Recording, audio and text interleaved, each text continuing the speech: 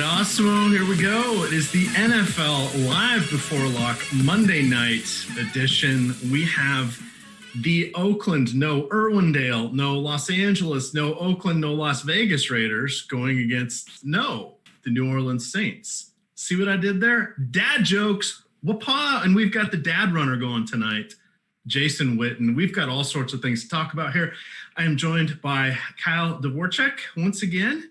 And we had a good show last week, Kyle. We had the Wonder Twin powers were activated. We called in some very nice fantasy production. I had an okay night in the DFS world. How have you been since then? It seems like everybody had an ACL, an ankle sprain, a hamstring. There were shoulder subluxations. There were all sorts of stuff going on yesterday. Are you still healthy? I'm still healthy. My mental capacities maybe a bit frayed from that slate. Not only was it not a profitable slate for me, but it was just it was incredible trying to keep up with all the news that was flowing forth. So it was not only a slate that my wallet definitely didn't enjoy, but I don't want to see any of those players get hurt. That sucks. So not a great slate for the NFL and not a great slate for me personally, but I did rebound last night with a solid, not perfect, but a good showdown slate. So, and I still think that's where some of the better edges lies in these showdown slates. Yeah, I've had now 2 weeks on DK where I've been kicked in the teeth in my cash games. Yesterday it was Devontae Adams. Of course, a lot of people had him. I also had Perriman, and he got hurt. And then I had one other wide receiver get hurt. And then on my all-day teams versus my early teams, I had Julio Jones was involved. He didn't have a very good game despite them getting 1,000 yards or something like that. It was just a disaster. It was an absolute disaster. But that's and I had an upload file issue. So I went with 200 lineups instead of my carefully crafted player pool that I'd spent hours on. I was just like, crap, push the button.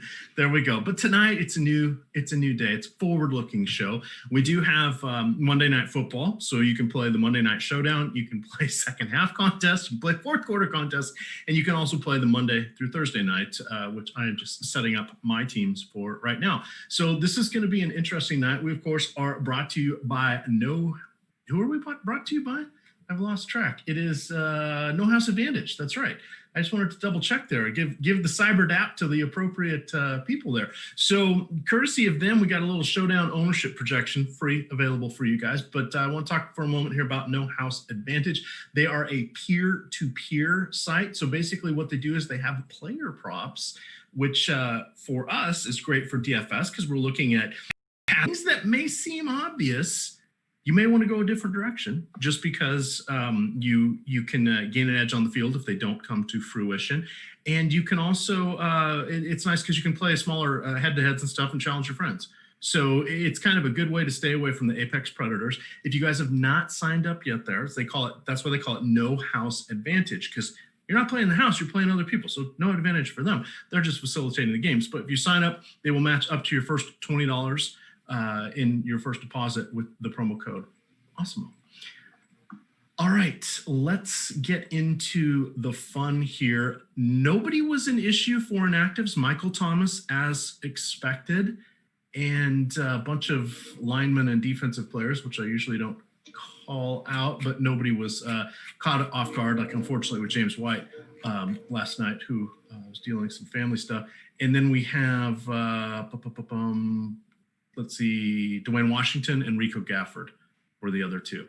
Any other notes other than a really weird line movement that chat's asking about? Do you want to talk about the line moving, moving more towards the Raiders? If I'm saying that correctly. Yeah, that is fairly interesting.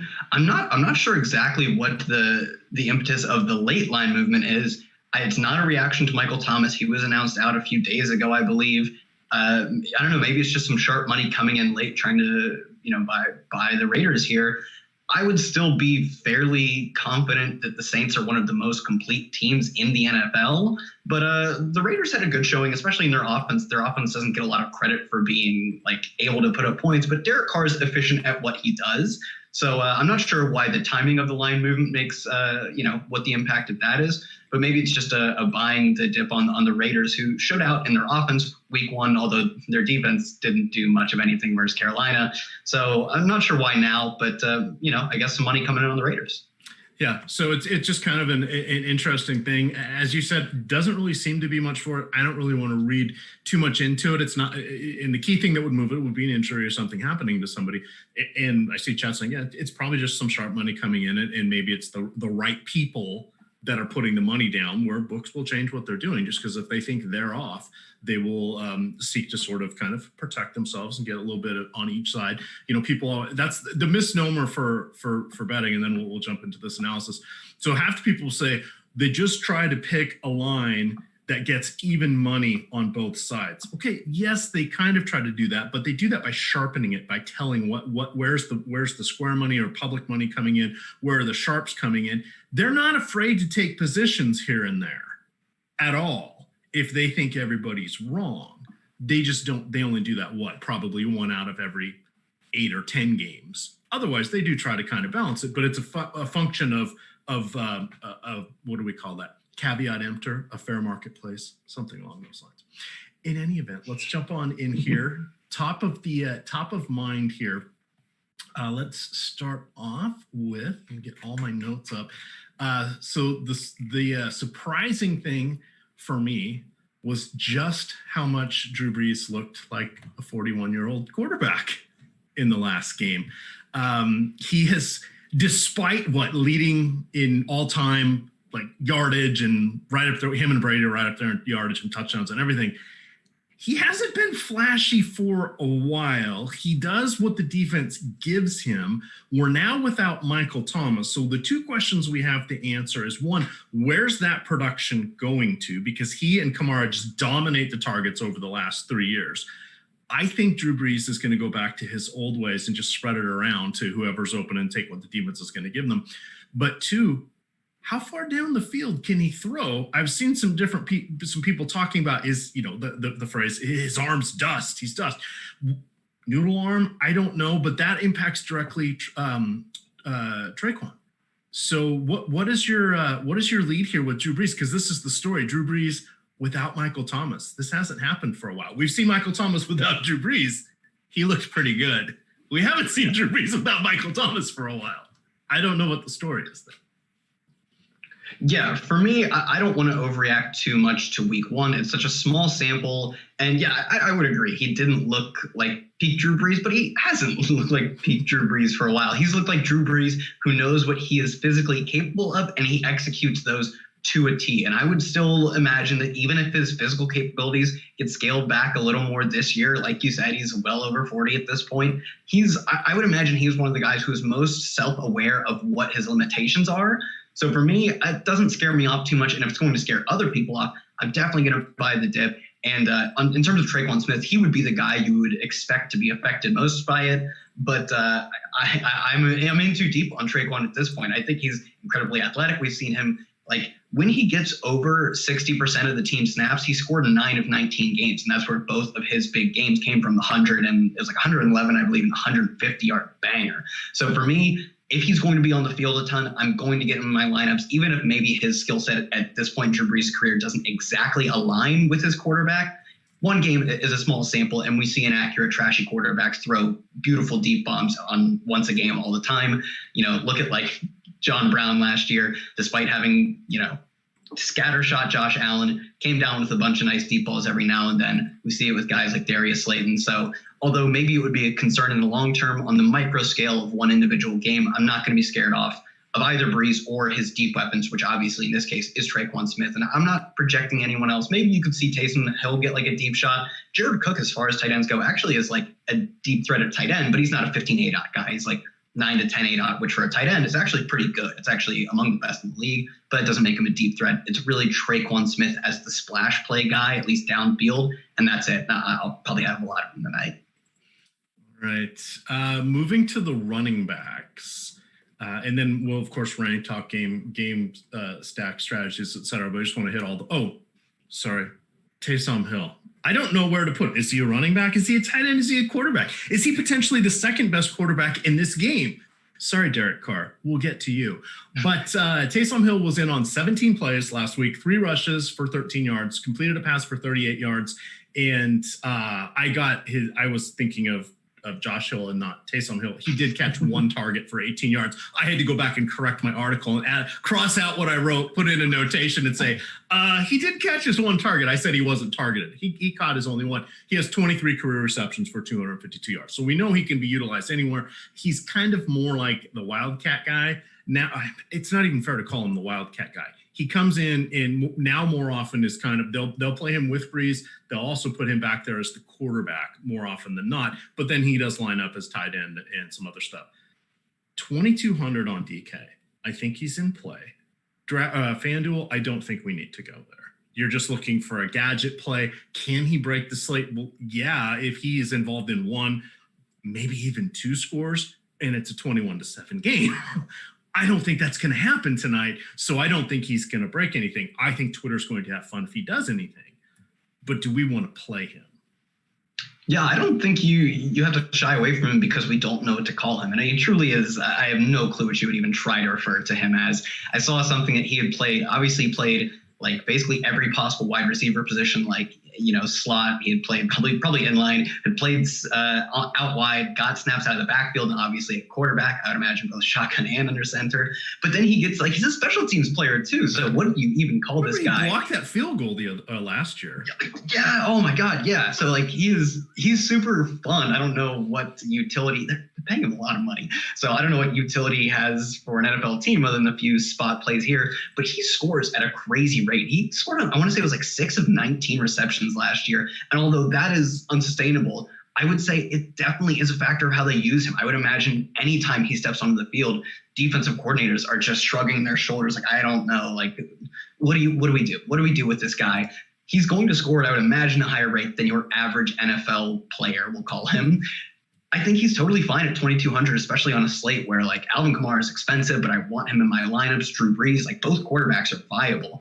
So for me, he's a way that I think you could probably get a little different by paying down for him. I think, though, it is, he has a certain limited upside. He's a DraftKings only play, of course, because I don't think you need to go that deep, get that off the board on FanDuel. And he really does need to score because I don't think he has 6 catch upside. I could see Devontae Booker is a cheap guy who could actually catch 4 to 5 balls. Taysom Hill is getting on 2 touches, and if he scores, which he's more likely to do than your average player on a per touch basis, you're probably winning that lineup. You're cashing that lineup. If he doesn't score, you're probably drawing dead or just not having a good slate in that specific lineup. So he's a tournament only upside play, but I think he's different and interesting in a way that I'm considering getting him into my lineups. All right. Now we're going to the running backs. This is where I was concerned, as I started out to say. So bulk of everything went to Kamara. No surprise there. He's kind of number 2 in the offense, co-number 1 with Michael Thomas. So the interesting thing, he played 45 snaps, which is 66% of the plays, 12 rushing attempts, but he only had 16 yards. He did get a touchdown on the ground, got a touchdown through the air, 8 targets. So he's going to be among the team leader in that. Wouldn't surprise me to see him get 10 targets today. I don't see him really outside of more than 12, maybe 14 carries. I don't think that's what they want to do. Depending on what's going to happen here with Michael Thomas is how long is he going to be out? This is a winnable game. Let's put Alvin Kamara kind of in bubble wrap, and Latavius Murray is the guy I've got my eye on. We're not going to be alone in that assessment. But the thing about him is some people may look and say, there's 2 things here. And you can read it 2 different ways. 15 rushing attempts. Wow, he led the team. He played on 34% of the snaps. Yikes, that's not very many. But when he's out there, he seems to get the ball, which is a good thing. What do you want to do with these running backs? I think if you're playing cash, 3 months, whatever, put Kamara in the captain spot, move on. If you're not, if you're in tournaments, we don't have to fade him. We can, Ben Rossa describes this the best. We can fade him by not playing him in the captain and just putting him in our flex spot. You don't completely lose out on him, but you don't have to pay that incredibly high 50% premium. What do you want to do with the Saints running backs? Yeah, no, I think you're alluding to the strategy I have. I'll probably be with, if not over the field, on Alvin Kamara flex. I'm going to have very little of him at captain because I do think he's just going to be you're so pressed into finding unique lineups. That is how you finding good, not even good, just like okay enough unique lineups that if you are coming in first, but you're chopping it with, 400 people or something absurd, you immediately, that lineup is not dead when it enters the slate, but it really does kill its upside. And in tournaments where all the money goes to the top, you really want to minimize your chopping sense in every single lineup. And you're going so chalky with Alvin Kamara at top. And at his price, he needs to either have a ton of receptions or score multiple times. And football is so random. He could absolutely have a good but not great game and be the third, fourth, fifth best scoring player. And that means there are players who scored ahead of him and players at their prices who are way better than him. Latavius Murray is an awesome, not even pivot. You can play them both too, I think, because we saw last week, Kamara doesn't struggle at all, but Murray comes in for some mop-up duty. I think 5 of his carries came in the first half and the other 10, whatever, came in the second half. Alvin Kamara could be a part of the first half game plan, have a good slate, and then Latavius Murray come in for some mop-up duty, or he could score the touchdowns and then Alvin Kamara get a bunch of receptions. There are ways for both of these guys to go off because Alvin Kamara is going to be such a pivotal, like the peak of his offense. Like as far as running backs go, I would imagine few players, now that Michael Thomas is out, are going to control more of their overall offensive output. That just puts Latavius Murray as sort of another piece. You can compare him to, a Traquan Smith. He's a guy that will get his own just because they can't run their entirety of their offense through Alvin Kamara. He's an ancillary piece. And I like that on this slate. I think he's got touchdown potential. I believe he scored twice in games that weren't Alvin Kamara absences last year. So he could punch in some short yardage work. So for me, I'm going to be over the field on him. I don't even hate the idea of going to him in a captain spot. He could hit 100 and a touchdown if the Saints really blow the Raiders out of the water. Maybe this reverse line movement this line movement late has you a bit concerned that that's not the case. But I also do like to build a handful of my lineups on the assumption that this game doesn't go according to plan. That, in this case, in the Latavius Murray captain scenario, it's that they absolutely bury the Raiders. And he would be getting a ton of that, third, fourth quarter work. I think you could also build the other way and leave Latavius Murray out of your lineup. But I'm just trying to find ways to get unique and still have good, at least decent lineups that I think will be either non or low duplicated. Latavius Murray is going to be like a core part of my strategy in doing that. Yeah, and that absolutely makes sense. And frankly, my DK 3-man and cash lineup, I'm not playing the quarterbacks. So this is a weird game in that I don't go that route very often, but I don't think we need to see a massive game from Drew Brees for the Saints to win. I think the parts, especially on DraftKings, where I'm focusing my play tonight, can get there without him having a great game, just on PPR alone for a full point. And then who knows what David Carr's, over-under is 1.5 of me saying David versus Derek Carr. Would you rather be David Carr's car or Tiki Barber's barber? That I don't know. Dad joke number 2. All right. This one is kind of an interesting spot where I definitely think you can play both of them. Whereas in seemingly all the other showdown slates we've had so far, I've been making rules to not be playing running backs together on the same team. So this one's kind of wide open. Moving to the hit that like button. This will help improve our analysis and help us figure out where Drew Brees is going to go with his wide receivers. So we got over 1,000 people watching this. It'll help. Likes. Come on, it'll help. So wide receiver here, I said, my notes say, it is my opinion there's not a direct beneficiary for the targets vacated by Thomas, and they will be spread around to the various secondary options. Please note that I do think Kamara and tight end Jared Cook are what I consider the primary options. I love Jared Cook tonight. He is a big, giant wide receiver that is listed as a tight end. He's kind of like Jimmy Graham was back in the day. He and Latavius Murray are going to be comparing notes on how much revenge they feel about playing a game in a city that they never played in with no fans. So there's that. But those are the two guys I like. I don't think it's a plug and play for Emmanuel Sanders. I'm not overly excited about him. Do you realize that this is his 11th season? And for Sanders, and he has 3 1,000-yard games. That's it. Or pardon me, 1,000-yard seasons. 1,000-yard games would be amazing. I was like, wow. I agree that. I agree though that there is no replacement for Michael Thomas, and there's not a guy who really profiles to be that like high volume slot receiver. Like I could have, in years past come up with like some deep sleepers on this team, but like Traquan Smith is a guy I expect to step up, but not in the Michael Thomas fashion. I do think Alvin Kamara is probably the biggest beneficiary. I think how they would use Alvin Kamara, kind of a profile similarly to how Aaron Jones plays whenever Devontae Adams is out. Aaron Jones is like his team's number one wide receiver and number one running back whenever Devontae is out. We saw that last week. We saw it on Sunday when Devontae was nicked up and didn't have to go back in the game because the Lions are terrible. I think Alvin Kamara, the obvious beneficiary, but I do like, and I bring up the ADOT of Jared Cook. He kind of does play a wide receiver role. He's not this dink and dunk guy. I don't think he's like incredible as a pass blocker or a run blocker or whatever. He is a very talented splash play receiver, though. He's a guy who can get downfield. He can catch a lot of passes. So I agree. I'm probably higher on Emmanuel Sanders than you are, but I do agree that he's not automatic just because Michael Thomas is out. And it does have me I'm probably higher on a lot of the pieces on the Saints side outside of Drew Brees, who I agree. You mentioned it, and I think this is so important, that the way Brees plays now, like his deep ball I don't think he's going to be throwing it a ton. Even if he's efficient at it, he probably just doesn't want to huck it deep 10 times a game. So this is very difficult for a man who's 40-some years old.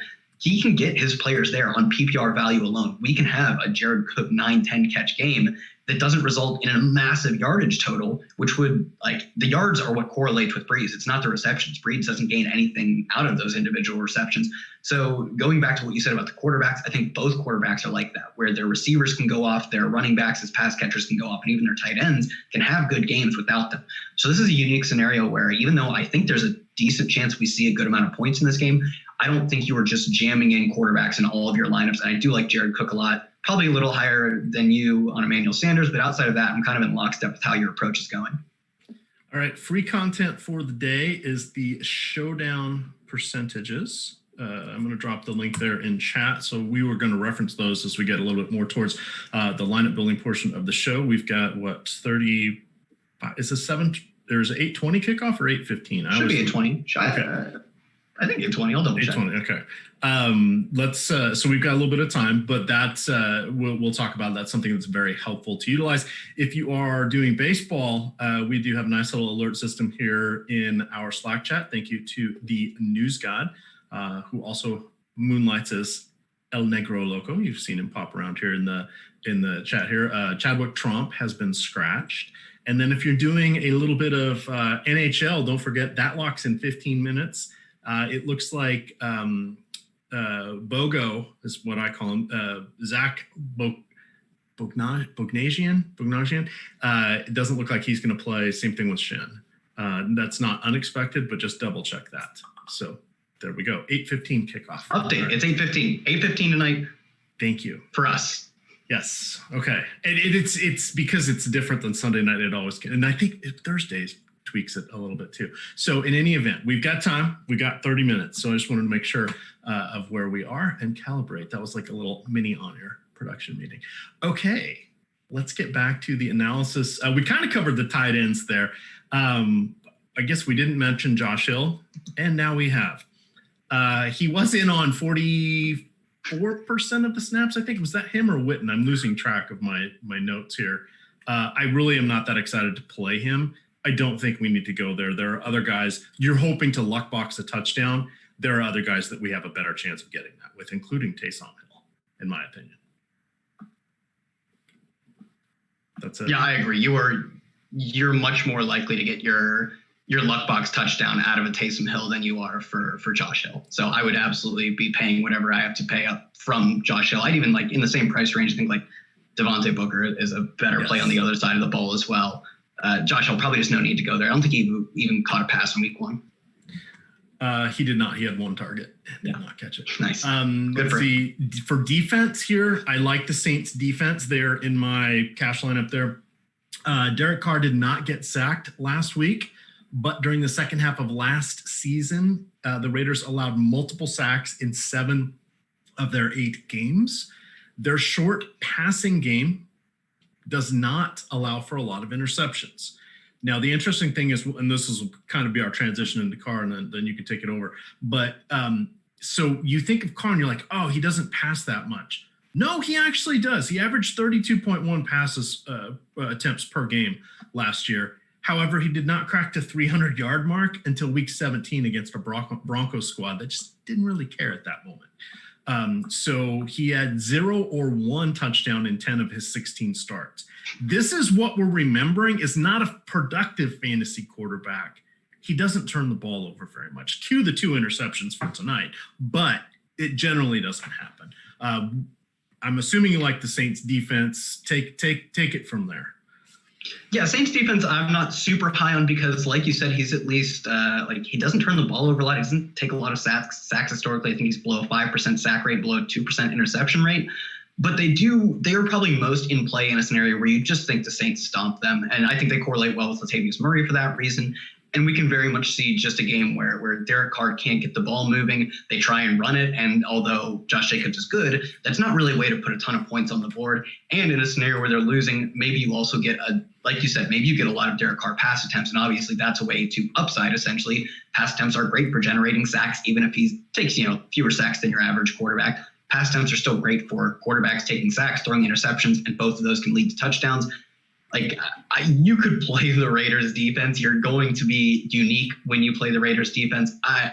That's like a step too far for me. I think I'll probably be trying to get unique elsewhere.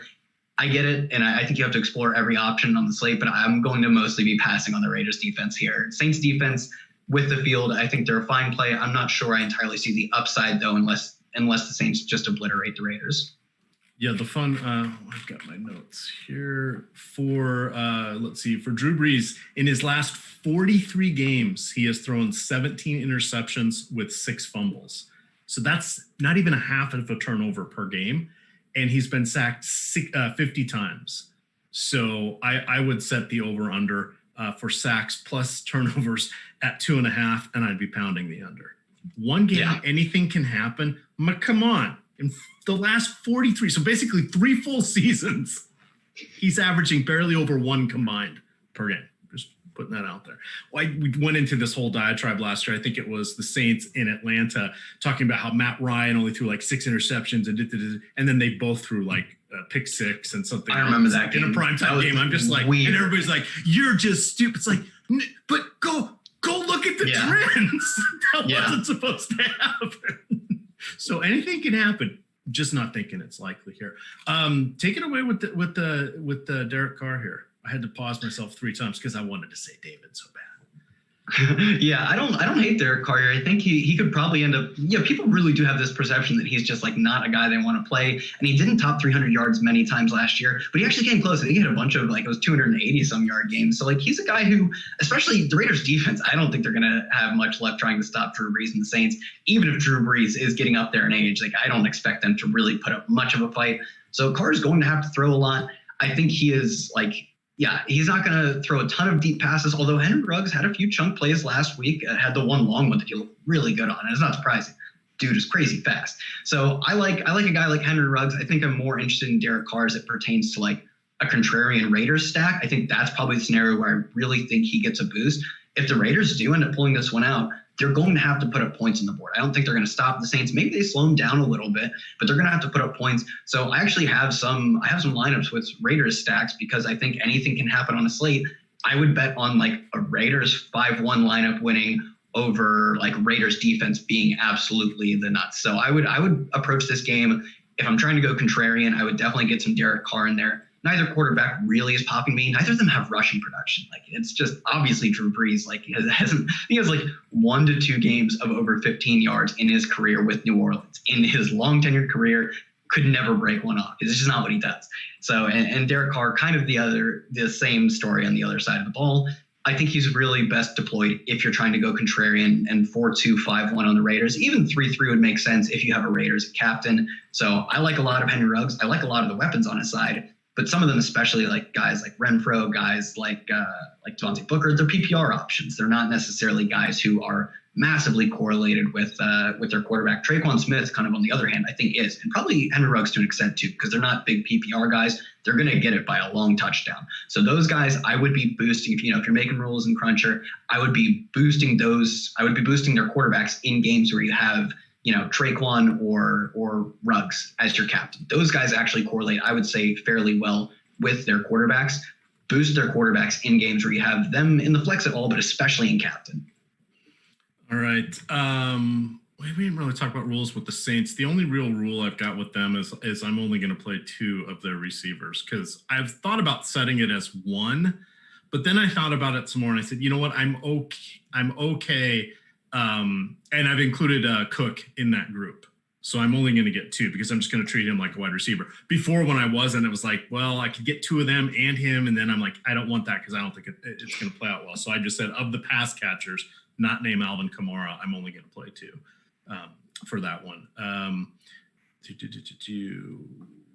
Running backs. So Josh Jacobs, he's pretty good. Do we think we're going to see Josh Jacobs with the 6 targets, 4 catches, and 46 yards? Or are we going to see Josh Jacobs, who last year had 28 total targets across the entire season, 20 catches, 166 yards, no touchdowns? So they weren't really playing from behind. If it's not him, is it Jalen Richard, who played 7 total snaps, ran 3 routes, got 1 target, caught it for 15 yards? Devontae Booker, 8 snaps, 4 rushing attempts, 2 routes. He combined for just shy of 50 yards or just over 50 yards. I'm leaning Booker. I always like Jalen Richard. He's the veteran, but it seems like they might like Booker a little bit more. He's the shiny new guy that's there. Richard got a guaranteed 2-year contract coming into this year. Granted, it was only for like $7 million total, so it wasn't a big number. But the fact that they guaranteed him for 2 years, well, you don't see a lot. But he's such a good player in a variety of ways for them. He's kind of the safety blanket. I'm leaning towards Booker, and I always hate going to the new guy. Speak your mind here on the Raiders. Yeah, the split really surprised me because I was kind of the same way. Like Jalen Richard is a guy who's gotten run with the team for years. They signed him to the extension, and then they do nothing with him. And maybe it was just it happened to be because you said their snap counts weren't like wildly different. So I would say I'm leaning Richard because I'm leaning Booker because we saw it in week 1, but it could just be that the snaps he happened to take the field for happened to be the ones that he got targeted so that they audibled in the runs. I will say, though, looking at our ownership projections, we haven't projected the exact same ownership. Based on that, I'm going to go, like, given that I'm not gaining, like, any sort of leverage by going Richard, I'm just going to go with what we learned in week 1. I will say, though, Booker's points are going to be inflated because of last week. He had the 2 I think it was a long reception and a long run. Don't expect him to, like, he's not an electric playmaker. But I'm going to lean, especially given that the ownership is identical as of our projections, I'm going to lean on the guy that we saw do it in week 1. The 4 catches is enough for me to at least be interested. I'm not going crazy on him because we did see Josh Jacobs get those 6 targets. And although maybe there's a bit of a more of a split going forward, Josh Jacobs, his thing coming out of Alabama was that people said he was a great pass catcher. He didn't get a ton of work as a running back between the tackles, but they said in the passing game, he was fluid. He was a guy you could rely on as basically a wide receiver out of the backfield, a la like Aaron Jones or something like that. So for me, I think he will continue to see targets out of the backfield going forward. I do think the price on Devontae Booker is enough for me to have him in some lineups, and I'm probably just leaving Jalen Richard on the off my rosters. Would you consider Booker as a captain to literally get every other player you want? I don't think so. Although I don't hate the idea because probably if he did, if he gets 8 points, if he scores, like if he had scored last week, he'd have 14 points, and he would be the freest, like all your lineups would just absolutely annihilate. Looking at the past winners, the captain spot typically relies like somewhere in this like 5 or 6 to like 10,000 range. It's very rare to see a captain succeed going that low. Last night kind of would have been the perfect example. We had some really cheap captain plays, but even then, when you get a lot of points, which I think this game should have a decent amount of points, you typically need a guy who absolutely goes berserk, and those guys just don't come from below 5,000 typically. So I'm probably not playing him in captain, but I get why for just simply the non-existent ownership of him in captain, you would do it. History says that it is incredibly unlikely, so I'll probably fade him at captain or just won't have him captain. I guess you're not really fading him. All right. If you're doing quarterbacks at captain, do you want to put receivers with them in light of it's a mess? You've got, and how effective do you think Ruggs will be? So he's dealing with the strained/bruised knee is what it sounds like. You got to think if they're playing him, he's reasonably okay, and it's just managing some of the pain or swelling that could happen afterwards or whatever. I mean, why were you risking all that draft capital in the second game, not in front of fans, right? So you got to think he's going to play, but I always get worried about injuries. Yeah, I think he's a guy who I would say, because of what we know he can do in an individual game, or what we assume, I guess we didn't see a ton, but we did see the one long catch, that I am trying to get access to Ruggs any way possible. I think his upside, as he's maybe it's just because he's fast, but we saw him get a ton of the air yards because they don't throw deep often. When they do, it does seem like it's going to be him. You know, the soft tissue injury does concern me a little bit. I think he suffered it in like the middle of last week, but ended up coming back to the game. So the fact that I believe he came back, makes me think that, yeah, he's probably a guy who they were just, giving, limited reps to in practice because trying to keep his load managed up until the game. I would expect he gets the full complement of snaps. I have some interest in him at captain because I think he has a ton of upside on any individual play and on one game as a whole. All right. Anything else you want to mention about the receivers? I mean, let's say some names. Zay Jones, at least he has familiarity with this quarterback. I lean towards Hunter Renfrow. He's great against lefties. Whoops, wrong sport, wrong Hunter Renfrow. I would still lean towards this Hunter Renfrow. Nelson Aguilar got the troll touchdown last week, played on just 12 snaps, got one target. It just so happened to be for a touchdown. I still like Brian Edwards. He played 48 snaps. That's 76% of them. He must have had a bunch of targets, right? No, he had one. Did he? He had one. That's one more than I had. Yeah. I had kind of written my article thinking that Ruggs was going to be out. So I would probably, where I've got it ranked. Oh, well, let me drop that in there. It's a free article, break down every position and then rank all of the players. We've got 17 minutes to go. We'll start talking, finish this up, start talking some ownership and how to build some lineups. But I was thinking that Ruggs was probably going to be out. So we didn't have great information on it. So I'd probably flip-flop them in the rankings. I'm a little more conservative. I'm not as excited to play him as Kyle, but how I play these showdown games outside of my cash games and my 3-mans, I played to just, the money's not coming back. Anything that comes back is good. This is entertainment dollars. So I'm willing to take risks, et cetera. Because otherwise you're never going to win anything in these. So what do you want to do with the also rans?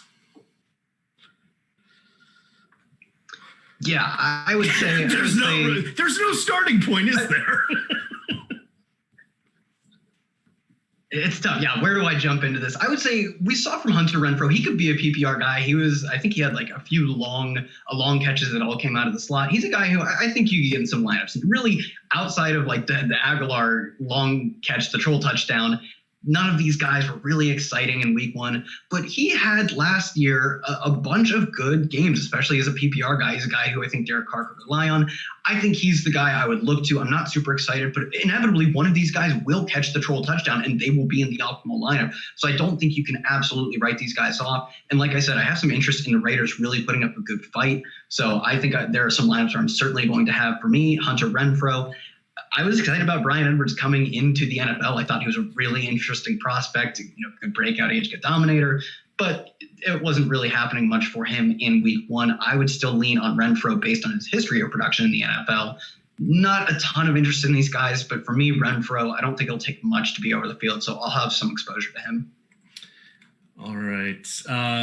Waller, pretty good. It's his 5th year, though. It's not like he's breaking out, but how much more upside is there after what we saw last season? I don't really know. So let's call that where he's going to be.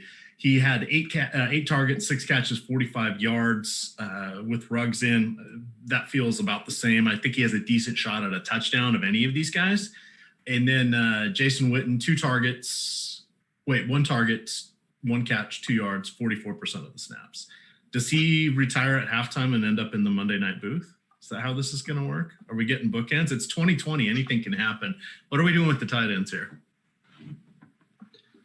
Yeah, I'm not playing any Jason Witten. I definitely think you can get some all in your lineups. He's a guy who doesn't necessarily need Carr to get there because he would be like the PPR guy. He's a guy who did score a ton of touchdowns last year, but he put up yardage and he did it with a ton of catches. So I would say how do you feel about him in captain? Because I'm probably not playing much of him. I don't know how much I'll have him cook either.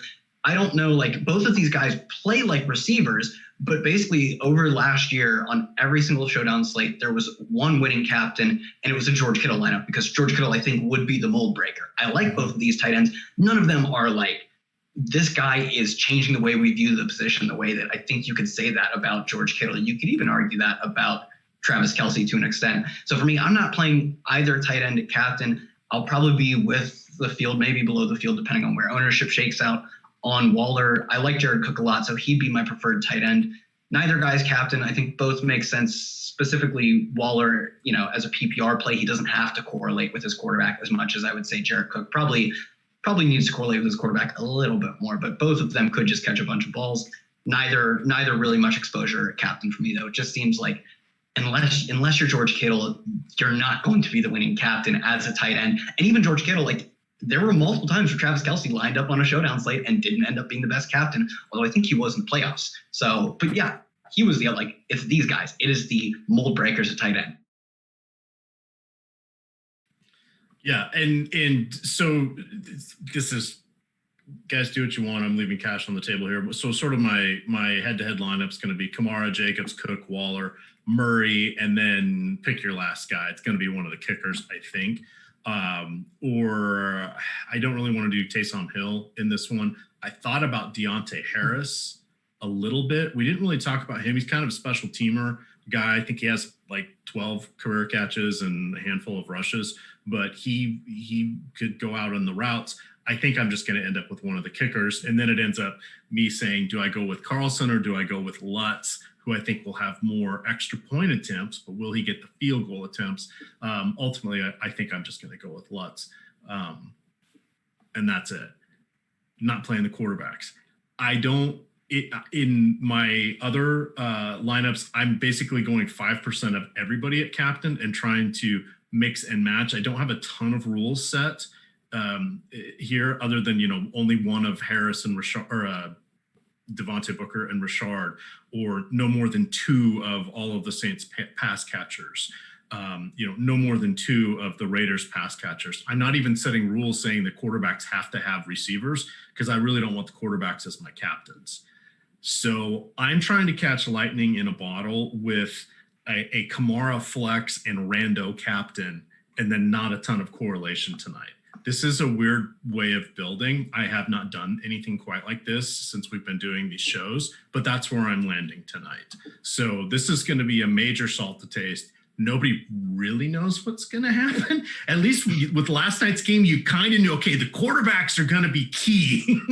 The running backs maybe, and I can pinpoint 4 pass catchers. Okay, now I can build around that. This one, there's so many if, then, this, that. It's hard. And to your point, I think maybe making some 5-1s really unencumbered on both sides and some 4-2s might just be the way to go. Because it doesn't feel like there's a lot of synergy in this game amongst the players. Yeah, I kind of agree. I think touching back on the kickers, I don't hate the kickers. I definitely prefer both kickers over the Raiders defense. There's just no way I'm going to this Raiders defense, I guess.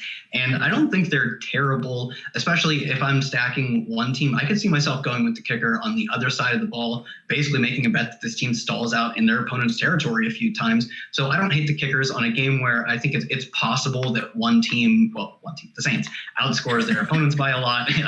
It's fine. Sure, it's possible that the Raiders outscore the Saints, but more likely, I think it's very possible that the Saints really put up a lot of points. You want to have a lot of Saints in your lineup, and then you're not really it doesn't matter too much who you get from the other side. So you could use a kicker to save salary, run a 4-2 with Saints stack, and Darren Waller maybe is a good guy to just rack up PPR points, regardless of how the offense itself does. Because like you said, the correlation in this game isn't insanely high. I don't think you have to, you don't have to go crazy with Drew Brees and 4 of his receivers stack.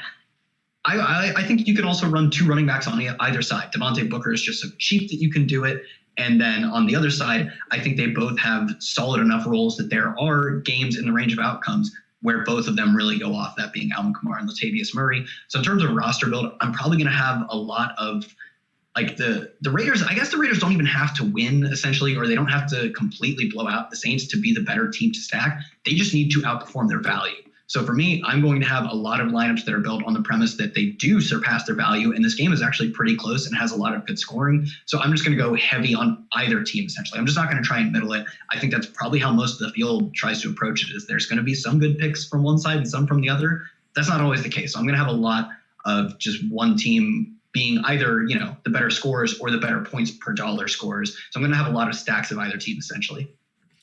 All right. Reminder, the ownership projections tonight are free. You'll want to check that out. We also have moved all of our Showdown content for NFL to the NFL Express package. So that is a cheap way of getting in for just a couple bucks a week to get all the good stuff. So definitely check that out if you're kind of a railbird and not behind the paywall here, because that's a good way. Plus you get access to the Slack chat. So definitely worthwhile there. Says I'm going to be burning my money tonight. Anytime you play a Showdown slate, you are burning your money. There's no way around that.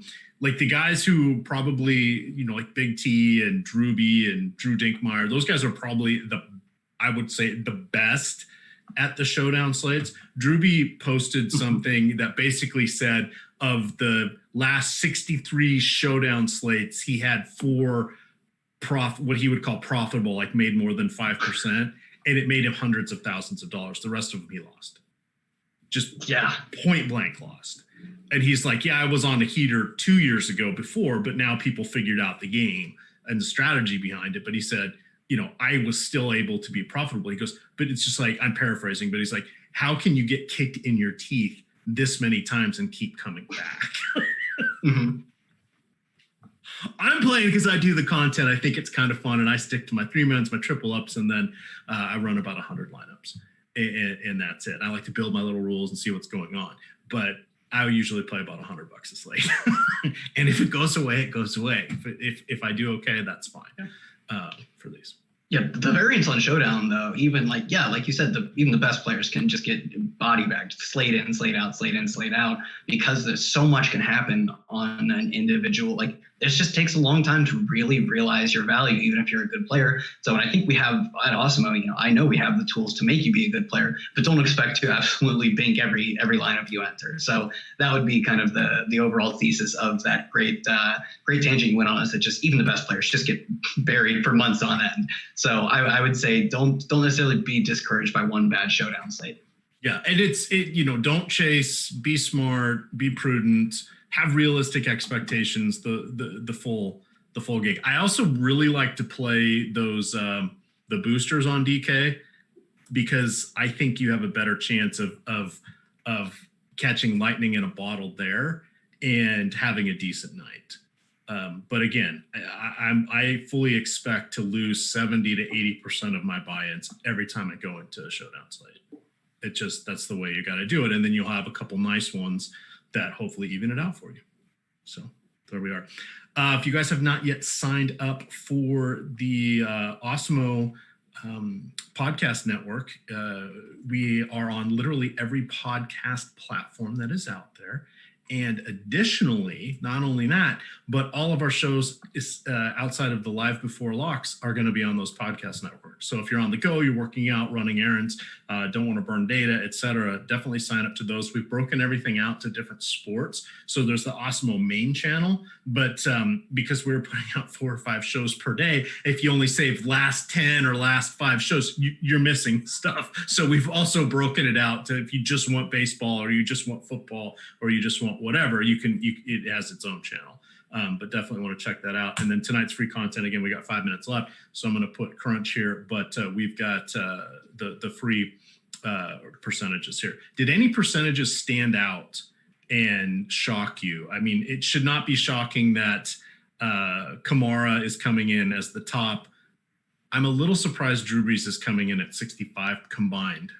I don't want that. I want maybe half that. Yeah, I'm in lockstep with you on that. Kamara, I'm not surprised by it, but I do think that it's just, there are paths to him failing. So I'm going to be building a lot of lineups without Kamara, like we talked about earlier. Without Kamara and the captain, it doesn't necessarily mean you can't play him in the flex. You don't have to full fade him. You just have to say he isn't the ideal smash of the entire slate.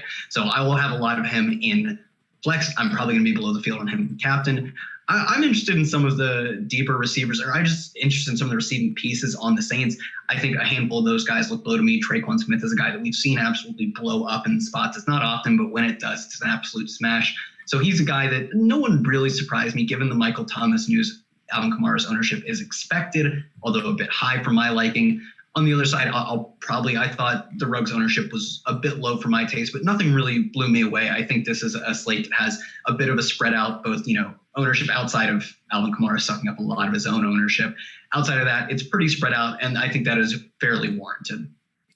All right.